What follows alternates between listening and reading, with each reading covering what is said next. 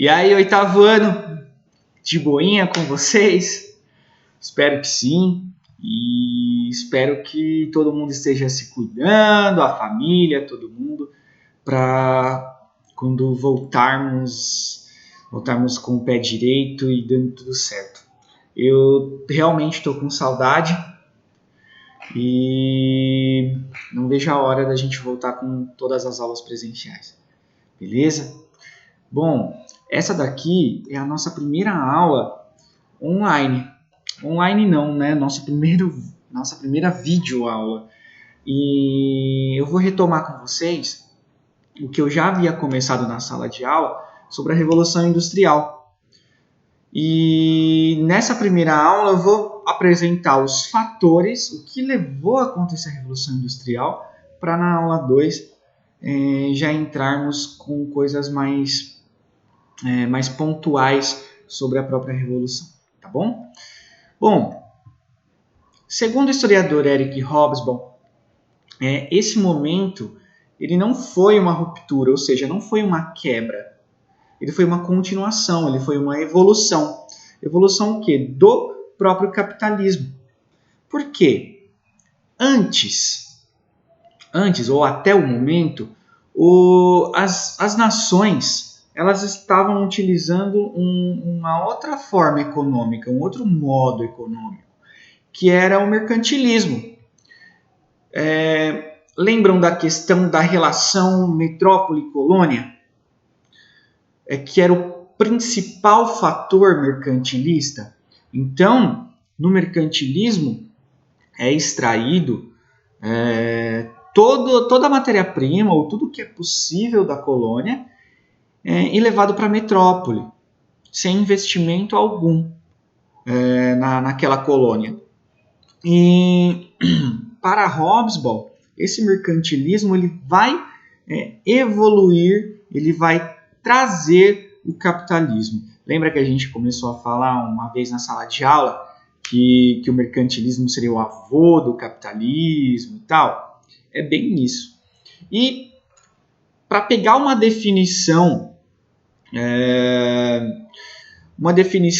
mais concreta sobre o que foi essa Revolução Industrial, a gente pensa que foi o quê? Um conjunto de transformações técnicas, econômicas e sociais.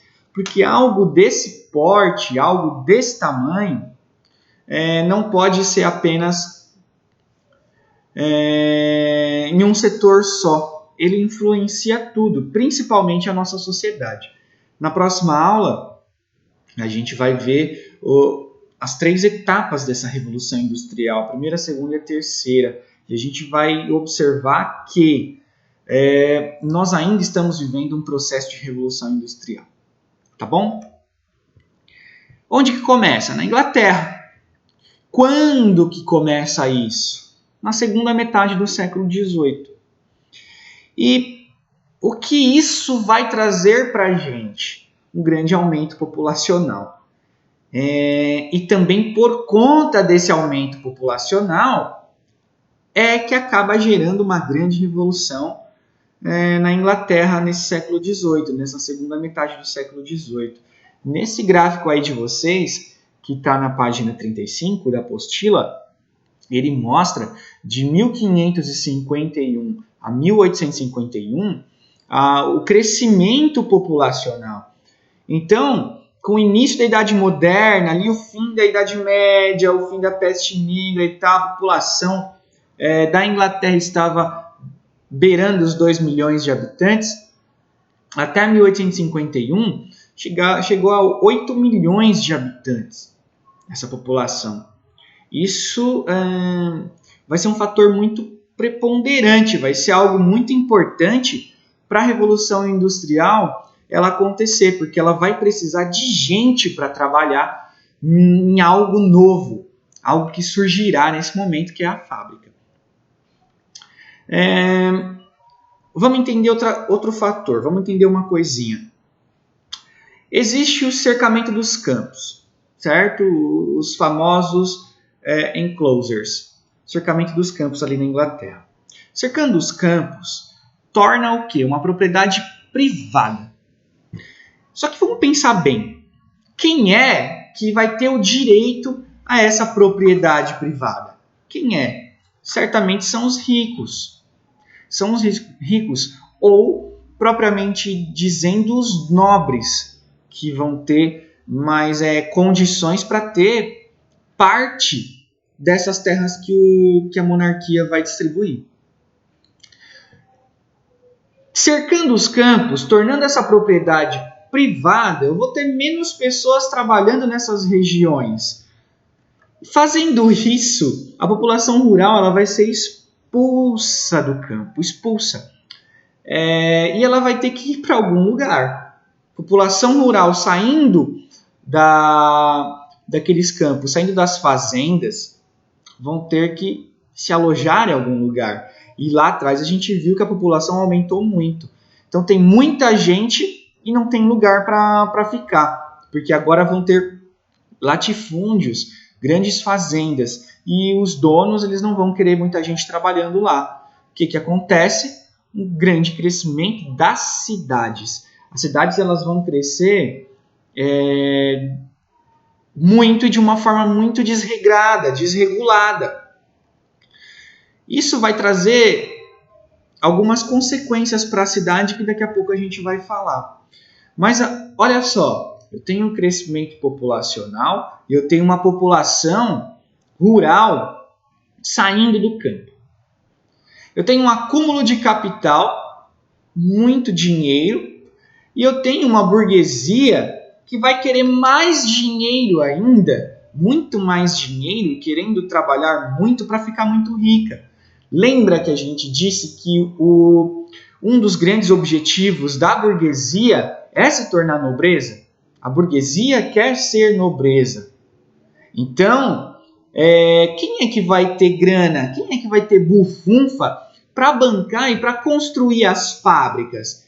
Para bancar essa industrialização? A própria burguesia. Por quê? Porque a monarquia se atolou em dívidas, principalmente por conta de só gastar o que estava extraindo dessas colônias com o mercantilismo.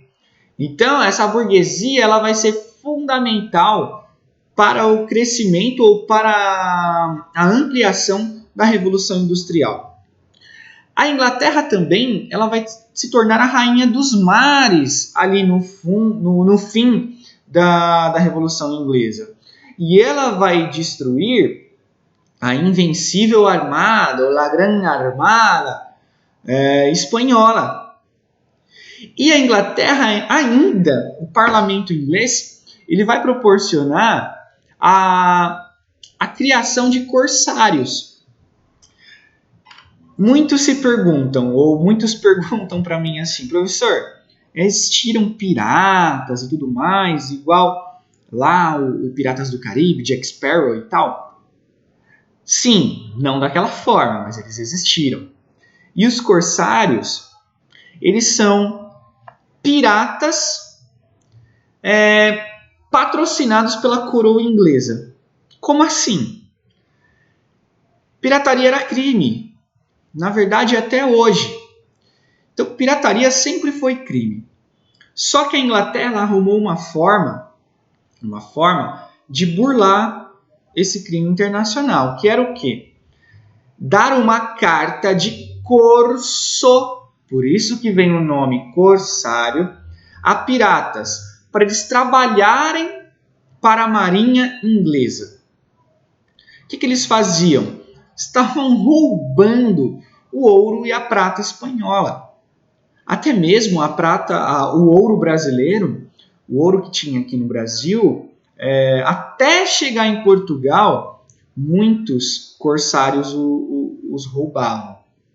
E aí Portugal e Inglaterra vão entrar num acordo fazendo tratados para isso não acontecer. Mas, obviamente, que continuava acontecendo. Mas a Grande Armada, ela perde muitos navios afundados, muito ouro e prata roubado e indo para a Inglaterra. E descobriram que a região da Inglaterra, ou aquela região do norte da Europa, riquíssima em carvão e ferro. Vai ser a principal fonte de energia para esse início de revolução industrial, porque é aí que a máquina a vapor será inventada. Utilizando o quê? O carvão. Na próxima aula a gente vai ver como que funcionou